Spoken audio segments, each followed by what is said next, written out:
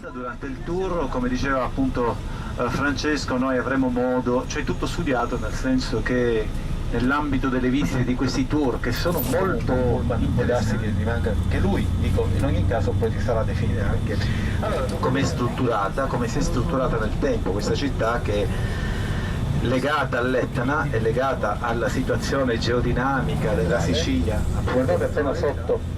Guardate appena sotto la cattedrale, guardate l'Ecclesia Munita, unica testimonianza in Sicilia, la seconda dopo Mantova, di chiesa fortezza, vedete un po' la merlatura, chiamato il Palazzo dei Viceré, Palazzo Biscari, ci racconta un po' le due fasi del Settecento con una grande decorazione all'inizio e molto più sobria alla parte centrale. Sulla sinistra ancora la vecchia cinta muraria su cui poi hanno edificato, quindi questa è una cinta muraria realizzata nel 1500 e quindi fin tanto che non c'è stata l'attività eruttiva del 1669 questa strada non poteva esistere perché qua arriva la prima piazza che incontriamo, Piazza dei Martiri, vedete che c'è posta una colonna romana con sulla Sant'Agata in precinto di calpestare il serpente. Saranno tanti gli eventi miracolosi per chi ha fede ovviamente, tra questi il serpente rappresenta la peste proprio nel 1700, area di campagna in prossimità del mare, anche perché poi la moda mare è più recente, con la nascita fra le altre cose del primo stabilimento balneare proprio dalla città, dalla vecchia cinta siamo Piazza Giovanni Verga. A sinistra testimonianza dell'opera, del romanzo più conosciuto di Giovanni Verga, I Malavoglia, ne parleremo più tardi poi ad Aci Trezza principale, dove vedremo che già l'architettura cambia, quindi è testimonianza ancora di questo. Ci ospiterà Beniacca Bellini, vedete siamo in centro a Catania, a cavallo di quello che è il quartiere moderno, ma anche il centro storico, per cui è possibile di sera, per chi volesse, in Sicilia prevalentemente a Catania. Dunque per chi stasera avesse voglia di visitare, questo è uno splendido edificio, vedete questa decorazione, questo richiamo, giardino Bellini, con questa qua alla vostra sinistra, vedremo poi l'ingresso principale. Questo è un po' il polmone verde in centro, il giardino più amato dai catanesi, dove durante la pausa pranzo tanta gente che lavora si ritorna. Di Rutelli, questo monumento, Rutelli, ciò che favorisce questi alberi, lo sviluppo di questi alberi naturalmente è un clima decisamente favorevole da varie parti del mondo, contributo dato dalle varie popolazioni che hanno occupato la nostra regione, in modo particolare poi dagli spagnoli, che a seguito della conquista dell'America hanno da lì importato davvero tante piante e si sono perfettamente ambientate tra il giardino alla francese e il giardino all'inglese. Il giardino all'inglese vede l'intervento dell'uomo molto limitato rispetto alla natura, per cui si lascia preferibilmente che la vegetazione cresca secondo un suo sviluppo. Quello alla francese è il dominio totale dell'uomo sulla natura, con la fornace secondo la tradizione, qui è dove verrà appunto poi bruciato il corpo di Sant'Agata. A sinistra già vediamo questo stile liberty catanese, vedete questo chiaroscuro dei primi del Settecento, questo nasce come un vecchio ospedale, l'ospedale San Marco, poi diventerà Tribunale dei Minori, oggi è una scuola.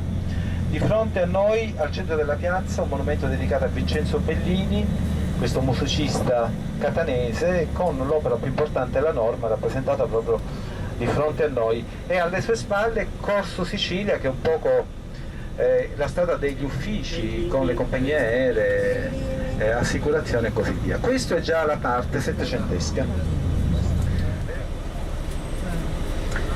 Adesso andiamo un po' in direzione del mare.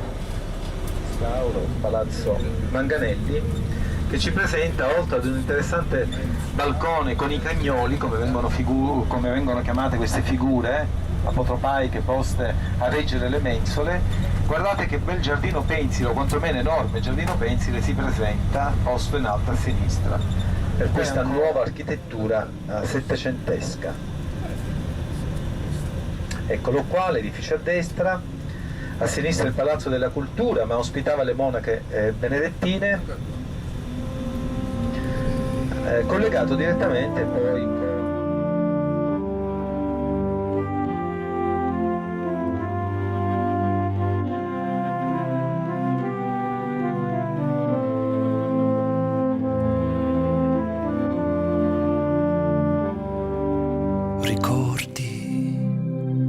sbocciavano le viole con le nostre parole. Non ci lasceremo mai, mai e poi mai.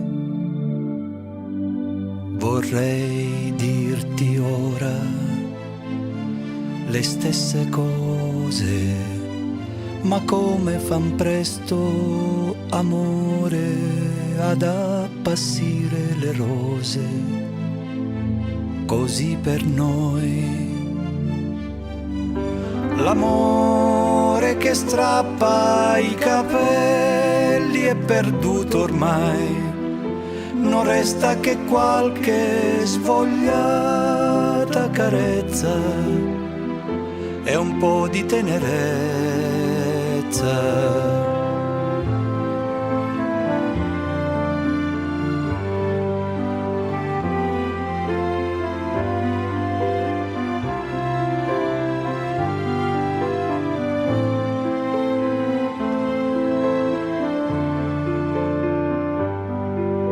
E quando ti troverai in mano quei fiori appassiti al sole di un aprile ormai lontano, li rimpiangerai,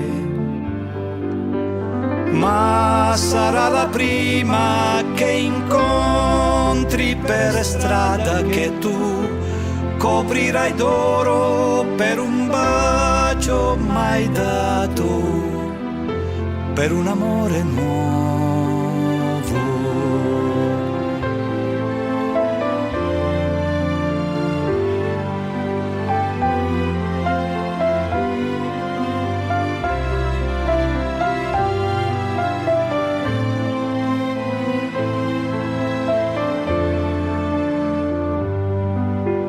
E sarà la prima che incontri per strada che tu coprirai d'oro per un bacio mai dato, per un amore nuovo.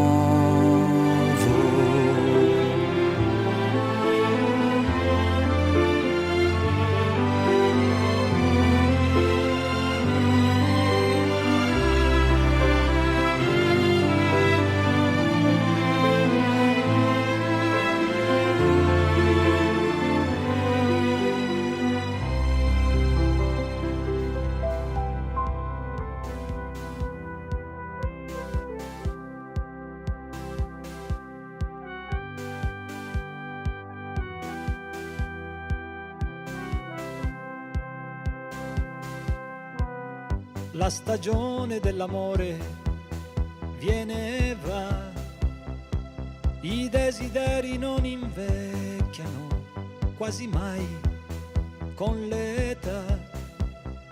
Se penso a come ho speso male il mio tempo,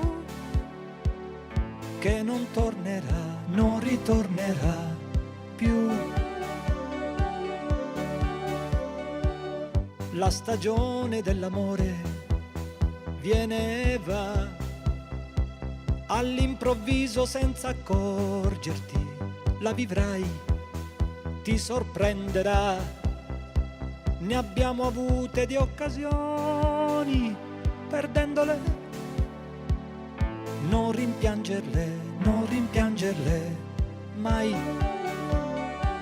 Ancora un altro entusiasmo ti farà pulsare il cuore, nuove possibilità per conoscersi, e gli orizzonti perduti non si scordano mai. La stagione dell'amore tornerà con le paure e le scommesse di questa volta, quanto durerà? Se penso a come ho speso male il mio tempo, che non tornerà.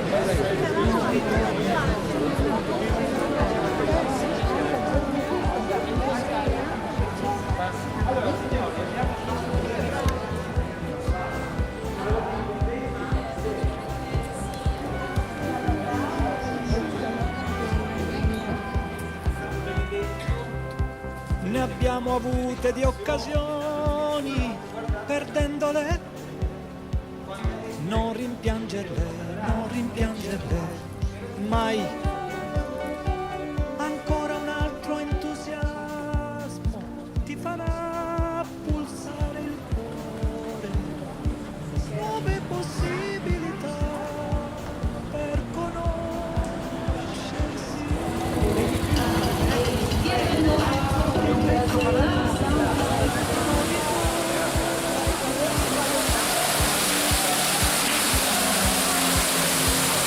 La stagione dell'amore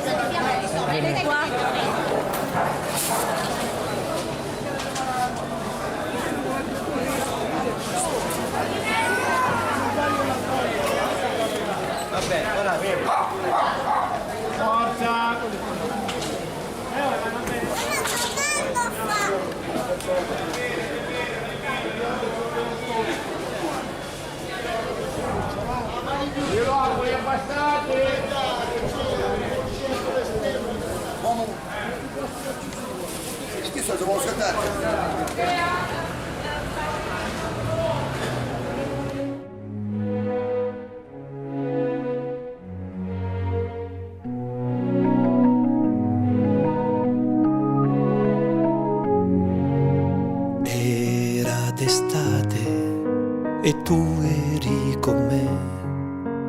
Era d'estate tanto tempo fa. Ora per ora noi vivevamo giorni e notti felici senza domani. Era d'autunno e tu eri con me. Era d'autunno poco tempo fa. Ora per ora senza un sorriso si spegneva l'estate negli occhi tuoi. Io ti guardavo e sognavo una vita tutta con te, ma i sogni belli non si avverano mai.